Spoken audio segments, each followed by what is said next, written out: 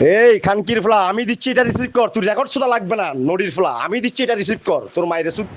আমার সন্তানগুলি এতিম হয়ে যাবে আমাকে যদি ওরা মেরে ফেলে। তাই আমি প্রশাসনের ভাইদের প্রতি সুদৃষ্টি কামনা করছি। এই সমস্ত প্রতারক চক্র এবং কি সন্ত্রাসীদের হাত থেকে আমাকে বাঁচান। এই খানকির ফলা আমি দিচ্ছি, এটা রিসিভ কর। তুই রেকর্ড সুদা লাগবে না, নড়ির ফলা আমি দিচ্ছি, এটা রিসিভ কর। তোর মায়ের সুদি। তোর যে 199 টাকার আমি এটা ট্যাগ করতেছি খানকির ফলা। তোর মার সাগুয়াদি, তোর সাংবাদিকের তোর সাগুয়াদি দিমুনি খানকির ফলা। 7 মিনিট নিউজ করছস তোর মার নেকের জন্য। এই মাগির ফলা কথা বলছ লাগে রে। তোর মায়ের সুদি তোর বাপের কাছে যা, যাইয়া 10 জনের কাছে বিচার চা। খানকির ফলা তোর ফাইলে না বেড়ে দিয়ে আইকিয়া তোর মতো সাংবাদিক কুত্তারে খাওয়াবো আমি। খানকির ফলা তুই জানোস মানুষ চিনস না এমন কোন প্রতারকের হাতে পড়ছস তুই এমন জানোস না মাগির ফলা। আমি মোহাম্মদ কামাল উদ্দিন। আমি জাতীয় দৈনিক বাংলার সংবাদ পত্রিকায় কর্মরত রয়েছি।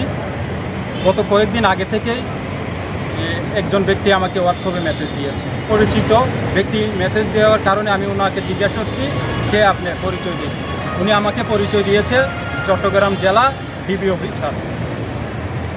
তখন আমি বললাম কি বিষয় কল দিয়েছেন বলতে পারেন। উনি আমাকে বলল তোমার নামে বিভিন্ন জায়গায় অভিযোগ আছে আমার কাছে, তুমি আমার সাথে যোগাযোগ করো। তখন আমি ওনাকে বললাম আপনি কোন জায়গায়, কোন থানার অফিসার ইনচার্জ বলছেন, কোন জায়গায় আসবো। কিন্তু সে আমাকে প্রথমে নিউ মনসুরাবাদ ডিবি অফিসের কথা বললেও পরবর্তীতে আর ওইখানে যায় নাই। সে আমাকে আবার রাত 3টার সময় আবারও কল দিয়েছে আরেকটি নাম্বার দিয়ে। ওই নাম্বারে টু কলারে মেজে বেশি উঠেছে নোয়াখালী জেলার কবিরহাট থানার অফিসার ইনচার্জ। তাহলে আমি রিসিভ করলাম, কথা বললাম। উনি বলতেছে হোয়াটসঅ্যাপে আসো। আমি হোয়াটসঅ্যাপে গেলাম। হোয়াটসঅ্যাপে ওনার সাথে আলাপের সময় উনি আমাকে বলতেছে আমি অমুক বলছি, তুমি আমি যেভাবে বলেছি তুমি সেইভাবে কাজ করবা, না হলে তোমাকে আমি ঘর থেকে তুলে নিয়ে আসবো। আরও বিভিন্ন নাম্বার দিয়ে একাধিকবার, কখনো কবিরহাট থানার অফিসার ইনচার্জ, কখনো মিরেশ্বরয় থানার অফিসার ইনচার্জ এই পরিচয় দিচ্ছে, কখনো জেলা ডিবি অফিসার পরিচয় দিচ্ছে। তখন আমি এক পর্যায়ে ওনাকে রাত এই সময় প্রায় 3টা সাড়ে 3টা আমি ওনাকে বললাম আপনাকে কি করতে হবে। আমাকে যখন মেরেই ফেলবো বিভিন্ন নাম্বার দিয়ে কল দিচ্ছে, তখন ওরা বলতেছে আমাদের নামে 2-1টা মিথ্যা মামলা হয়েছে, এই মামলাগুলোর বিরুদ্ধে তুমি আমাদের পক্ষ নিয়ে নিউজ করতে হবে।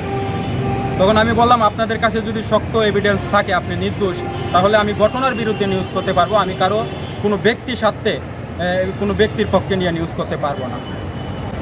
সে এক প্রকারে তার মামলার কাগজপত্র দেয়, মামলার কাগজপত্রের সঙ্গে তার ব্যক্তিগত কিছু ডকুমেন্ট অর্থাৎ ভিজিটিং কার্ড 2-1টা চলে আসে। কানগুড্ডি এবং কি মামলার কপিটা যাচাই বাছাই করে দেখলাম যে ব্যক্তি আমাকে কল দিয়েছে সেই ব্যক্তি কোনো পুলিশের সদস্য নয়।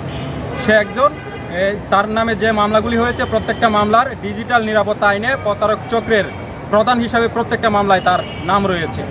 তার নাম হচ্ছে মিরসরাই উপজেলার মিরসরাই সদরের মোহাম্মদ আজিম হোসেন প্রকাশ ইমন। তখন আমি এক প্রকারে তার কাছে, যেহেতু আমি বিভিন্ন পেরেশানি হয়রানির শিকার হচ্ছি, আমি পরবর্তীতে আমি ফেসবুক লাইভেও এসেছি বাঁচার জন্য। যখন আমাকে বারবার হুমকি দিচ্ছে মেরে ফেলবো তার কথা মতো কাজ না করলে। গতকাল একটা আমার পত্রিকা জাতীয় দৈনিক বাংলার সংবাদ পত্রিকা সহ বিভিন্ন সোশ্যাল মিডিয়াতেও গতকাল নিউজ হয়েছে এই ঘটনার বিরুদ্ধে, তিনি যে প্রতারক চক্র। কিন্তু আজ সন্ধ্যার পর থেকে বিভিন্ন নাম্বারে আমাকে কল দিচ্ছে, হুমকি দামকি দিচ্ছে, আমাকে মেরে ফেলবো, আমাকে হত্যা করবে, পুলিশ প্রশাসন কেউ কিছু করতে পারবে না। এই জন্যই আমি সাংবাদিক ভাইদেরকে ডেকেছি। আমি আমার নিরাপত্তা চাই, আমি বাঁচতে চাই। আমার 2টি সন্তান আছে, আমার সন্তানগুলি এতিম হয়ে যাবে আমাকে যদি ওরা মেরে ফেলে। তাই আমি প্রশাসনের ভাইদের প্রতি সুদৃষ্টি কামনা করছি। এই সমস্ত প্রতারক চক্র এবং কি সন্ত্রাসীদের হাত থেকে আমাকে বাঁচান। আমি মাননীয় police commissioner, Chattogram metropolitan police commissioner মহোদয়ের কাছেও আমি আকুল আবেদন জানাচ্ছি, আমাকে বাঁচান, আমাকে মেরে ফেলবো, আমাকে নিরাপত্তা দিন। আমি বাঁচতে চাই, আমার সন্তানদের জন্য হলেও আমি বাঁচতে চাই। আমার কি অপরাধ? আমি সবসময় সত্যের সন্ধানে বস্তুনিষ্ঠ সংবাদটুকু প্রচার করতে চেষ্টা করি। ঘটনার বিরুদ্ধে কোনো ব্যক্তির স্বার্থে বা কোনো ব্যক্তির বিরুদ্ধে নিউজ করতে আমি পছন্দ করি নাই।